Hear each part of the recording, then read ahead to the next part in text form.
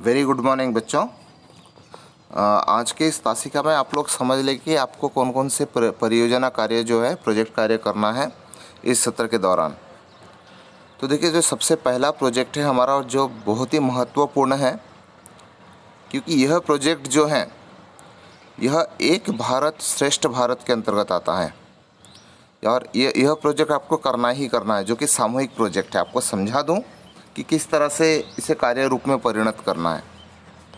यह है विवरणी का निर्माण, ब्राउचर। अब ब्राउचर क्या है?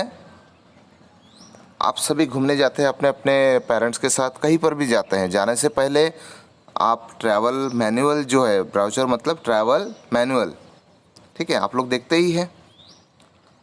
तो कहाँ जाना है, क्या खरीदना है, कहाँ घूमना है, कैसे जाना है, ये सारी बातें उस ब्राउचर में शामिल किया जाता है, सारी बातें उसमें आ जाती है। तो आप उस ब्राउचर को देखकर ही समझ जाते हैं कि आपको कहाँ कहाँ घूमना है या किस स्थान के दर्शन देने हैं।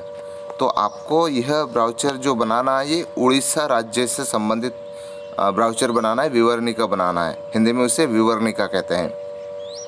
अब उड़ीसा राज्य ही क्यों?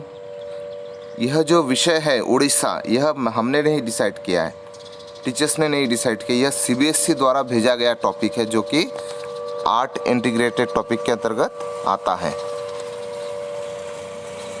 तो यह ब्राउचर बनाते समय आपको खास बातों का ध्यान रखना है, जैसे उड़ीसा की सांस्कृतिक, भौगोलिक, ऐतिहासिक धरोहर से परिचित होना होगा। फिर उड़ीसा राज्य की संस्कृति के बारे में स्वयं विवरणी का निर्माण संबंधित जानकारी, सभी मुद्दे उसमें शामिल हो जाने चाहिए, जैसे कि कैसे जाएं वहाँ पर, कहाँ ठहरें, क्या क्या देखें, कला और संस्कृति कैसी है उड़ीसा की, क्या खरीदे, क्या खाए आदि। तो सबसे पहले आपको अपने आप को ग्रुप में बांटना है। मैं आप लोगों पर छोड़ता हूँ कि ग्रुप आप कैसे बांटेंगे, ठीक है। जैसे कक्षा 10वीं में बी सेक्शन और सी सेक्शन हिंदी से संबंधित है। एक में 39 बच्चे हैं और एक में 35 बच्चे हैं। तो आप आपस में ही डिसाइड कर लीजिए, ठीक है, 5-5 का समूह बना लीजिए। अब यहाँ पर आप ब्राउचर नहीं बना सकते, क्योंकि आप सभी अपने अपने घरों में हैं। तो आप पीपीटी के माध्यम से भी ब्राउचर को पेश कर सकते हैं। आप पीपीटी भी बनाइए, डिज़ाइन के माध्यम से चलेगा, मुझे कोई आपत्ति नहीं है, लेकिन उसमें सभी का सहयोग आवश्यक है। ऐसा नहीं कि कोई एक मेहनत कर रहा है सभी को अंक मिल रहे हैं। जो भी आप समूह बनाएं, ध्यान रखें कि आप काम बांट दें। जैसे कोई जानकारी ला रहा है, कोई भौगोलिक जानकारी ला रहा है, कोई ऐतिहासिक जानकारी ला रहा है, कोई पीपीटी बना रहा है। अगर कोई आसपास रहते हैं तो साथ मिल करके पीपीटी का निर्माण करना है। इस तरह से आप काम बांट लें, ठीक है। 5-5 का समूह बना लें और आपस में काम बांट ले। सबसे पहला पीपीटी जो होगा, पहला स्लाइड जो होगा, स्कूल का नाम होगा। दूसरे स्लाइड में स्कूल का नाम, विषय, कक्षा, फिर आपका जो प्रोजेक्ट का नाम है वह क्या होगा, वह सब होगा पहले पेज पर, पहले स्लाइड पर। दूसरे स्लाइड पर आपके समूह का नाम, समूह में कौन से सदस्य, उनके नाम और रोल नंबर। और फिर तीसरे स्लाइड से शुरू हो गई आपकी जानकारी। अब जानकारी का सीक्वेंस आपको कैसे रखना है वो आप तय करें, उसके लिए मैं आपके ऊपर कोई ज़ोर नहीं डालूंगा। आपको जो सीक्वेंस रखना है वह सीक्वेंस रखें। और अंतिम स्लाइड जो होगा वह होगा आपका असेसमेंट रूब्रिक्स, जो कि प्रस्तुतिकरण, विषय वस्तु, सहभागिता, कलात्मकता, इस तरह से अंक जो है 10 अंक जो बटे हैं उसका डिवाइड आपको उस स्लाइड में करना है।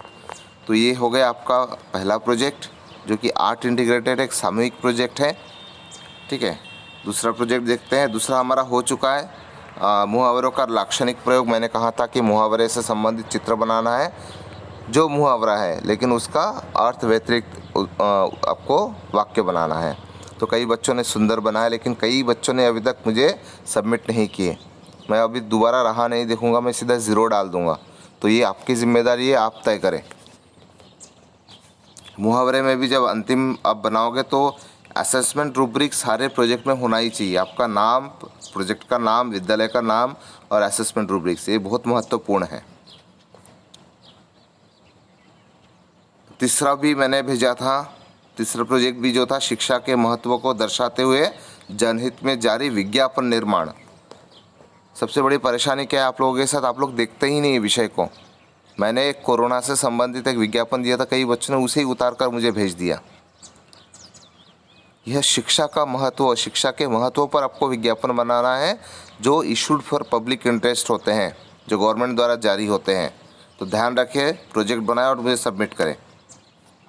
सेम इसमें भी असेसमेंट रूब्रिक्स होना चाहिए और सबसे ऊपर विद्यालय का नाम, प्रोजेक्ट का नाम।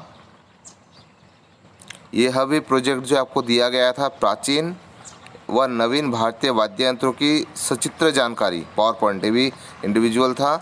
और यह पावर पॉइंट बनाना था कि भारतीय और विदेशी वाद्य यंत्र जो हैं, जो म्यूजिकल इंस्ट्रूमेंट्स हैं, उसमें क्या अंतर है, दोनों की जानकारी प्रस्तुत करनी थी आपको।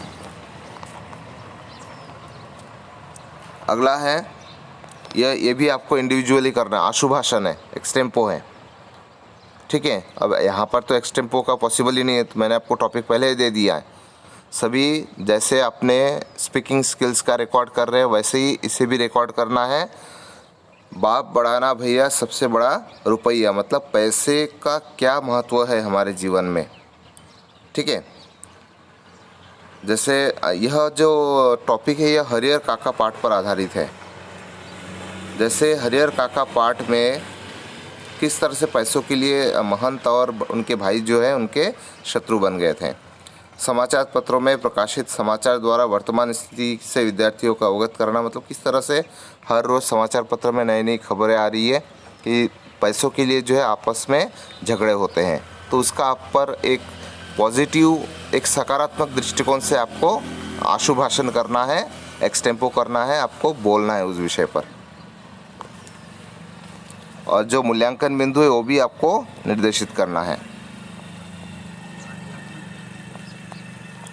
यह प्रोजेक्ट सेम, आप जैसे मैंने स्पीकिंग स्किल्स का बताया कि आप पहले वीडियो रिकॉर्ड करेंगे, आप जो बोलेंगे। अब आशुभाषण है तो आपको बिना देखे ही बोलना है। आपको पहले लिखिए, लगे तो आप अपने जो भी विषय वस्तु आप बोलेंगे उसे लिखिए, लर्न कीजिए और फिर बोलिए।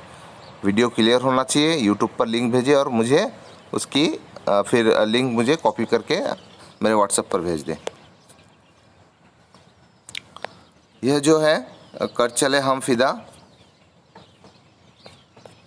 कर चले हम फिदा जो इस पर आधारित है।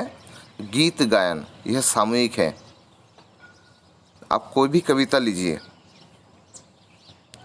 कोई भी जो अच्छी हो, जो गाया जा सके, जो गेय हो, ऐसी कविता लीजिए। लेकिन यह सामूहिक है। मुझे पता नहीं आप लोग सामूहिक कविता कैसे करोगे, अगर हो सकता है तो आप कीजिए समूह में, लेकिन एक साथ गाकर रिकॉर्ड करना पड़ेगा आपको। तो मुझे थोड़ा मुश्किल लग रहा है। ये जब आप विद्यालय में आएंगे तब देखेंगे। अगर कर सकते हैं तो कीजिए, नहीं तो फिलहाल के लिए इसे छोड़ दीजिए। यह है टोपी शुक्ला पर आधारित है। मजहब नहीं सिखाता आपस में बैर रखना, स्लोगन लेखन है। स्लोगन मतलब नारा हम लोग लिखते हैं।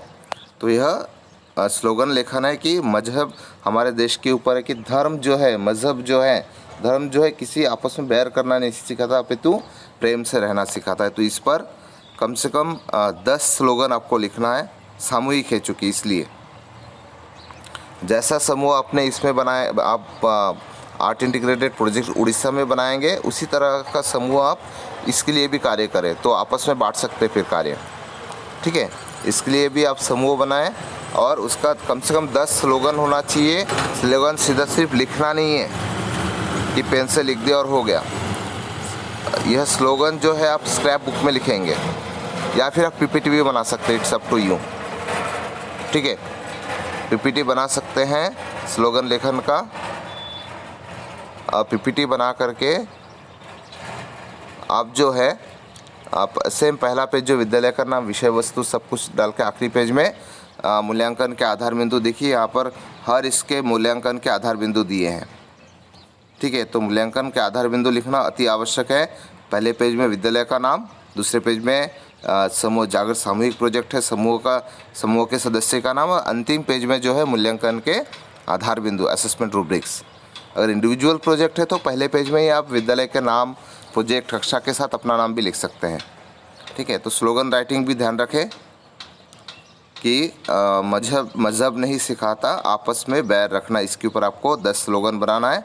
चूँकि यह सामूहिक कार्य है इसलिए आपको ज़्यादा बनाने हैं। सोचिए आपस में मिल करके, और प्रोजेक्ट 15 नवंबर के पहले सारे प्रोजेक्ट आ जाने चाहिए।